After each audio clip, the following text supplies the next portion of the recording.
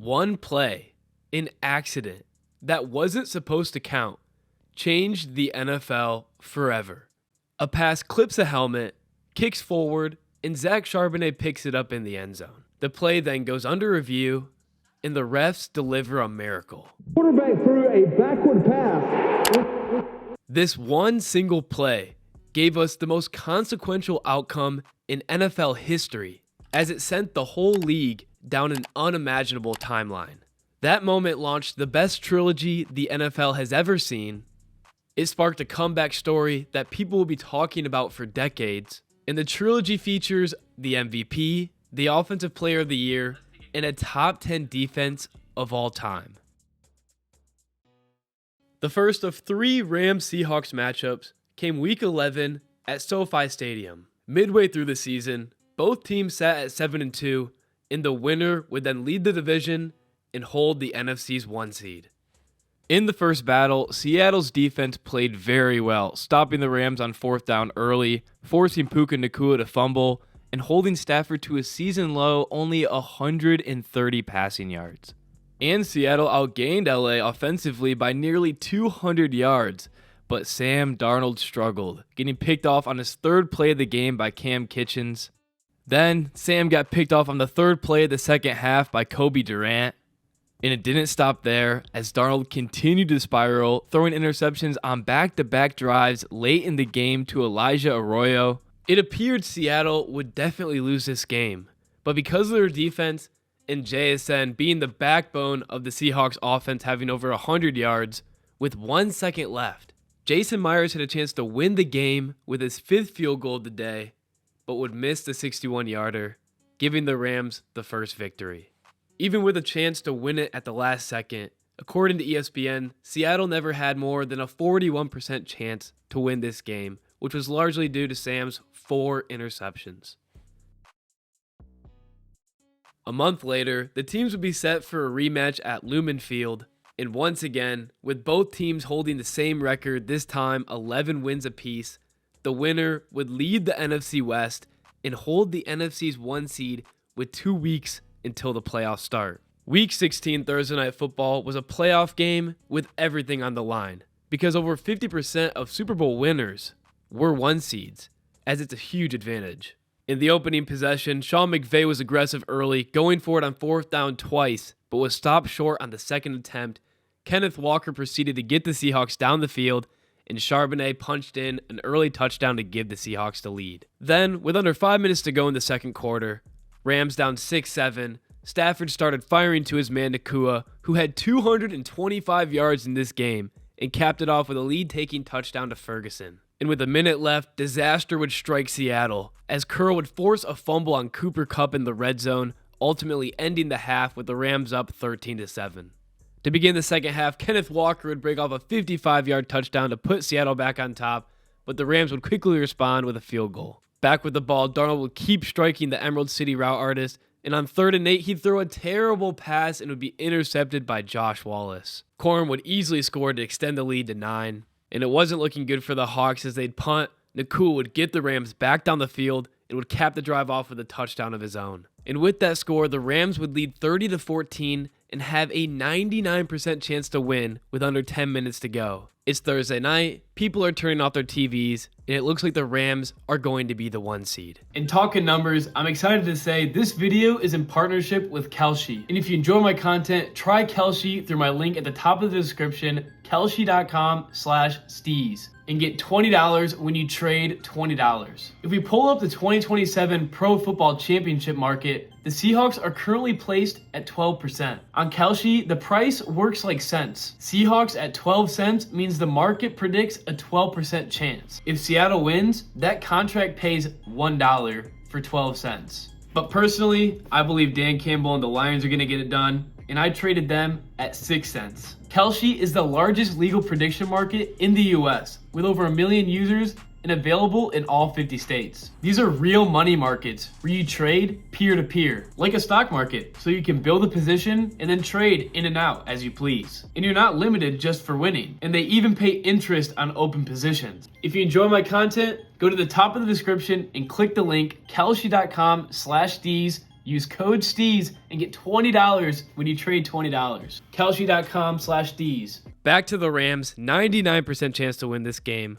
The Hawks would drive down the field, and on 3rd and goal, Darnold would be intercepted again, this time by Kobe Turner. It's looking like their first matchup with these interceptions. Nacua would play some defense on 3rd down, and on the punt, Shaheed the Speedster would take it 58 yards for the touchdown, and Cooper Kupp would convert the 2-point attempt. For Kupp, some redemption is definitely nice. He makes it a 1-score game with 8 minutes left after the fumble in the red zone right before half. But according to ESPN, Seattle still only had a 10% chance to win.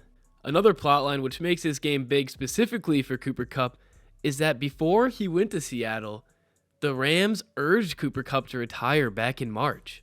They were then unable to trade him. He was released and signed a 3-year, $45 million deal with Seattle. I'd imagine he has some revenge in him.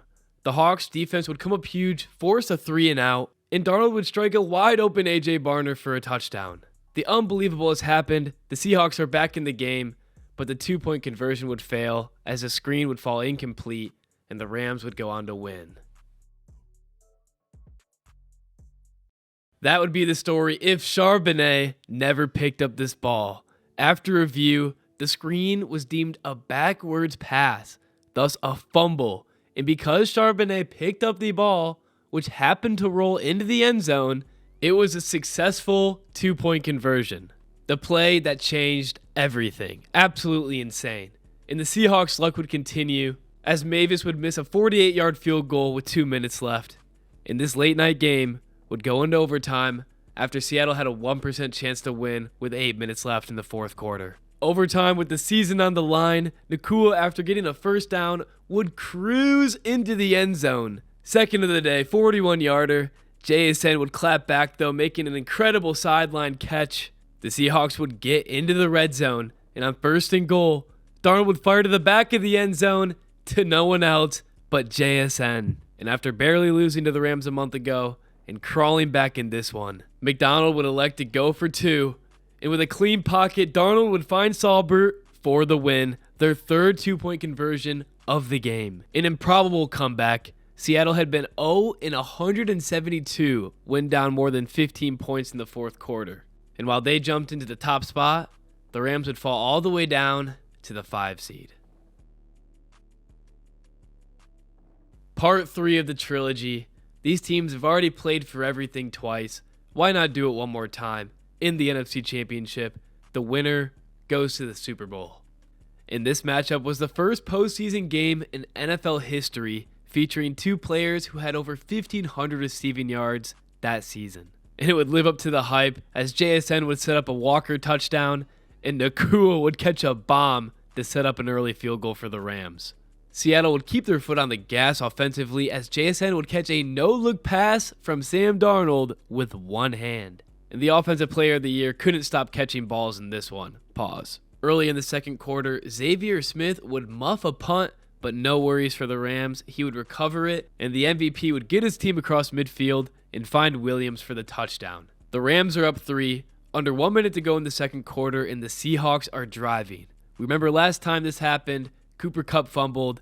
This time, Jaxon would catch 2 incredible passes and then catch a third wide open into the end zone to take the lead. The Rams would punt coming out of halftime, and Xavier Smith would fall and muff the punt precisely as he did earlier in the game, and the Hawks would take full advantage as Sam would find Jake Bobo for a touchdown the very next play. Down 2 scores, Stafford was unfazed, delivering dimes to Parkinson and Adams, and finding Adams again in the end zone to cut the lead to 4. Going punch for punch, Darnold would fire to Cooper Kupp, who would score against his old team, finally getting that revenge. And just before the fourth quarter, Puka Nacua would have to play some defense on Riq Woolen, which is funny because he did the same thing in their prior matchup. And 2 weeks before this game, in the wild card round, against the Panthers, he saved an end zone interception. Anyway, excited about forcing the Rams to punt, Riq Woolen would get hyped up and talk some shit to the Rams sideline, and would be called for a taunting penalty. And obviously his teammates were upset about it, and he was upset that they were upset. Winner goes to the Super Bowl, and that could be the difference.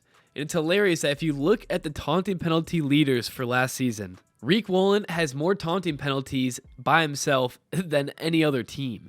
And it would come back to bite him, as the very next play, Stafford would fire to the man who led the league in receptions last season, Puka Nacua, and this would cut the Seahawks lead to 4, 31-27, heading into the last quarter. After, both the offenses would stall, and jumping to 5 minutes left in the game. 3rd and 4 from the 6-yard line, and Stafford would fire incomplete to Adams. And Sean McVay on 4th and 4 would leave the offense out in the field, making it the 8th time through 3 games that Sean McVay would elect to go for it on 4th down against this Seattle defense. And it's because he felt like he had to. In their first matchup, Darnold threw 4 interceptions, and they barely squeaked away with a win. In their second matchup, the Seahawks turned the ball over 3 times, and they still lost. Now, sometimes teams will go for it on 4th down to match their opponent's aggressiveness. But that wasn't the case here, as the Seahawks offense ranked last in 4th down attempts throughout the whole NFL. And sadly for the Rams, ever since Charbonnet accidentally converted this 2-point attempt, the Seahawks offense was on fire and hadn't committed a turnover.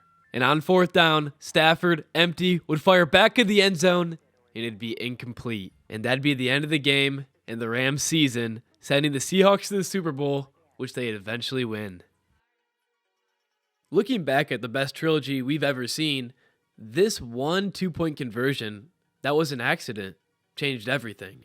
And it's incredible that in their 3 matchups before this play, the Seahawks have 7 turnovers, and after, they have 0. If Charbonnet doesn't pick up this ball, the Rams get the 1 seed, win the division, and the Seahawks probably don't go to the Super Bowl.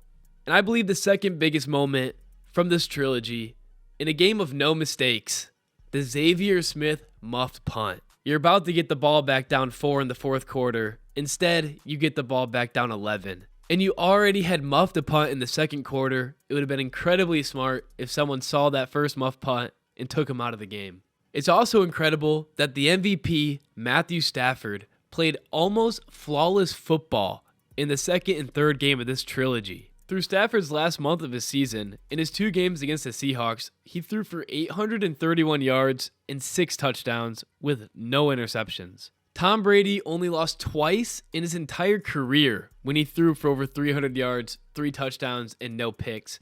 Stafford did twice in 1 month, and they were both against the Seahawks.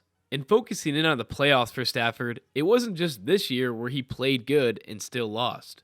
Looking at his 3 Rams playoff losses, in each one, he's thrown for over 300 yards, at least 2 touchdowns, and no interceptions. 2 years ago against the Lions, last year against the Eagles, and this year against the Seahawks. No home games, over 1,000 yards passing, 8 touchdowns, and 0 wins. And he did it against Seattle's defense, the best defense last season. They ranked first in points per game allowed, and they ranked first in DVOA. And if you don't know what DVOA is, it's how efficient you are per play adjusted for who you played. And the Seahawks defense ranks 8th all time. And I want to point out that the Rams had a top 10 offense from the last 25 years.